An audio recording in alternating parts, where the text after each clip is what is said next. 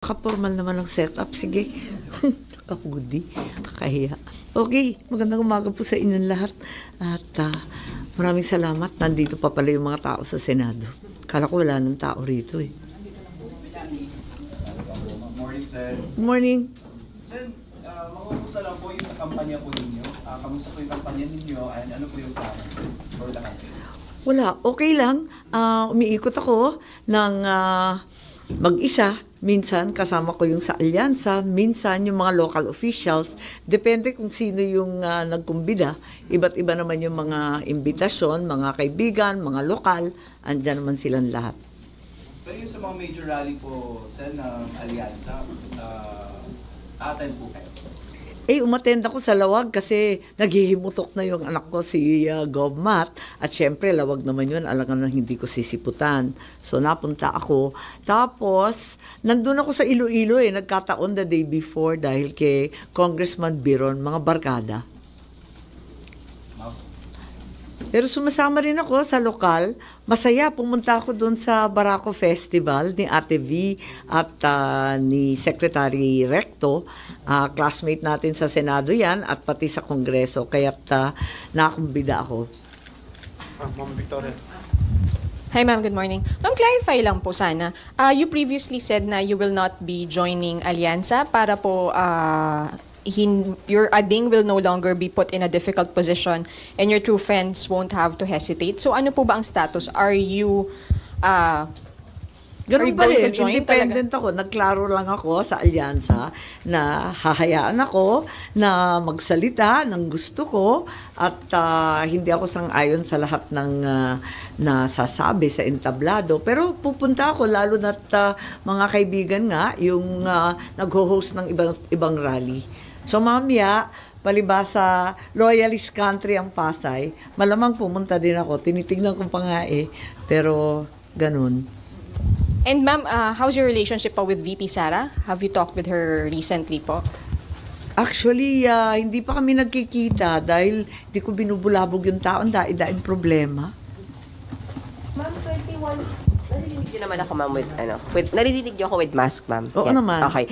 Ma'am, 21 rallies, so parang nakaka-6 or 7 na, yung sa Alyansa, how many more will you be attending? Or a-attendan niyo lang kapag ang host ay kaibigan niyo? Paano po? Yes, parang ganon. Pag may barkadang host at kung libre ako, kasi kaibigan naman natin yung sa Dumaguete, pero hindi ako available. May lakad ako So, pupunta akong Pangasinan. Ewan ko ba, saan ba ako pupunta? Basta alam ko, mapapadpad ako sa kabilang dako, kaya hindi ako makakatungo. Gaano ka-importante sa inyo, ma'am, yung endorsement ng Pangulo? Well, definitely, importante. Pagkat pamilya kami, no? Magkapatid kami. So, sa kabila ng aking pagtutunggali sa ibang polisiya, hindi naman kami nag-aaway kailanman. Kaya suportado ko naman siya lagi at inaasahan ko maging matagumpay ang kanyang administrasyon. Ma'am, last na.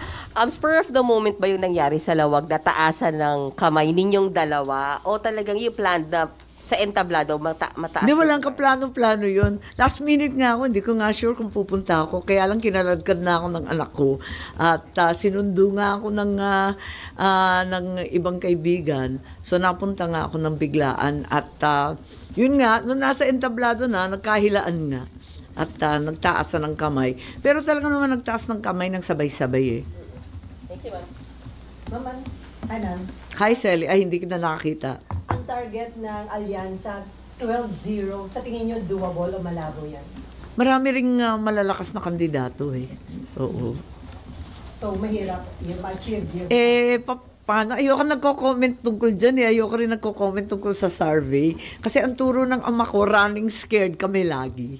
As in, parati kaming sinasabihan na mangampanya lang, magtrabaho lang, kayon lang. At wag masyadong pinapansin yung magandang balita, wag malulugmok sa masamang balita. Pero itong mga prediction, mga forecast, di ba, highly speculative, kandidato naman ako, mas maigi na magdasal.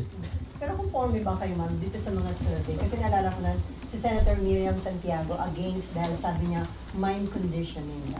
Well, to a certain degree talaga mind conditioning, nakaka-brainwash at maraming na nenervyos at kinakabahan kapag mababa ang survey. Tapos masyado namang natutuwa kapag mataas ang survey. Ako hindi ako magpapa-apekto gano. Although binabasa ko kasi kailangan talaga guide yun para alam mo kung ano yung nakakaligtaan mo, yung nababaliwala mong lugar. Kinakailangan talagang pukpukin. Ganun lang.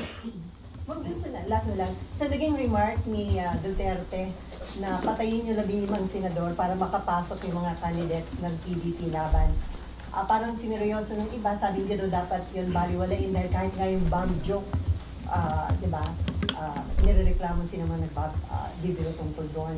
So dapat bang seryoso yan o baliwalain yung sinabi ng Baka sila balakid. Alam mo yun, balakid. Di ka love. Ako kasi hindi natatakot kasi ako love. Lovely naman. Ha? Lovely go, ma'am. Oo. Balakid siguro sila kaya kinakabahan. So knowing Duterte, ma'am, Well, sanay na rin tayo sa Davao Trash Talk, di ba? Ayun. Without passing judgment na masama o mabuti, parang namihasa na rin tayo sa karirinig. Pero yun, palibasa hindi ako balakid, hindi ako afraid. so walang basis yung kaso na ipinail ng PNP-CID. Hindi ko alam. Hindi ko nakikita yung kaso mismo. Ma'am, yung sa mga binanggit nyo kanina na hindi kayo conforme, hindi kayo naniniwala sa ibang binabanggit sa entablado ng alyansa, which particular topics kapag Well, as a general rule, ayoko kasi nagbabanatan sa eleksyon. Para sa akin, very self-defeating and unconstructive. Yung bira ng bira, mas maganda para sa akin, ipaliwanag mo kung ano ang nagawa mo at ano pa ang plano mong gawin para makatulong sa tao, para iboto ka. Yung paninira ng kabila, hindi ako komportable. Naiilag ako at kung minsan nakikita sa mukha ko eh. Ma'am, yung binabanggit po ng mga kasama niyo sa alyansa, several of them already said that they're pushing and binanggit natin sa 12-0. Kayo po ba, do you also wish na 12-0 din from alyansa yung mananalo? Well, medyo sentimental ako, no? Kasi may kasamahan ako na kumampanya noong 2019. Sama-sama kami ni Bongo at saka ni Bato. So, parang, magkakasama kami sa Senado, magkasama kami sa kampanya. Tapos, yun nga, yung sinasabing 12-0, hindi ko alam. Hindi ko alam kung anong mangyayari. Hindi naman tayo forecaster. Siguro, antayin na lang natin at todo trabaho na lang tayo. Marami tayong kaibigan magkabila di ba? Kaya nga naging independent at hindi ko gusto yung birada kung minsan. Nasasaktan ako sa magkabilang birahan. So are you advising PBBM na iwasan yung mga patutsyada? Hindi ko alam. Hindi na ako nag-a-advise Basta nakikinig lang ako sa kanila. At sana maging plataforma ang pinag-uusapan at yung plano para sa susunod na 3 taon na nais marinig ng tao dahil lang napakahirap naman ng buhay, ang bilihin na napakataas, ang disenteng trabaho ay napakahirap makakuha sa iba't ibang probinsya at ang tulong na kinakailangan sa oras ng gipit talagang hindi pa rin naaasahan.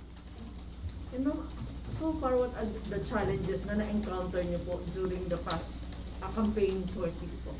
Well, nakapunta lang ako sa 2 rally ng Alyansa, tapos nakapunta ako sa ilang mga fiesta, yung sa Barako Festival. Di naman kampanya yon, masaya lang. Ganon, Valentine's kasi nagkataon. So yung mga Valentine's, napunta naman ako. Yung mga challenges po so far na na-encounter niyo, wala ba naman? Sabihin ko na yung totoo, masama talaga ang nangyayari sa ating bansa. Parang biniyak. Yung turo ng tatay ko na isang bansa, isang diwa ay na isang tabi.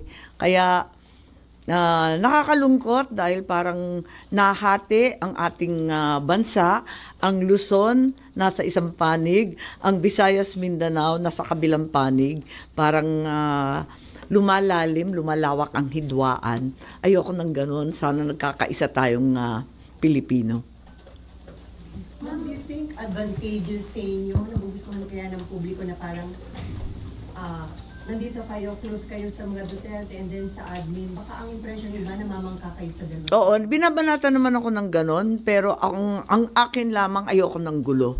Ayoko talaga ng gulo. Ang gusto ko lamang mangampanya at isaad kung ano yung plano ko. Yung nagawa ko na, yung tungkol sa land reform, syempre, yung tungkol sa social pension ng ating senior citizens, syempre sinasabi ko yun, na at the same time, sinasabi ko rin kung ano yung aking balak pa para sa ating magsasaka, para sa ating mga naghihirap na mga seniors, PWD, solo parents, at iba pa.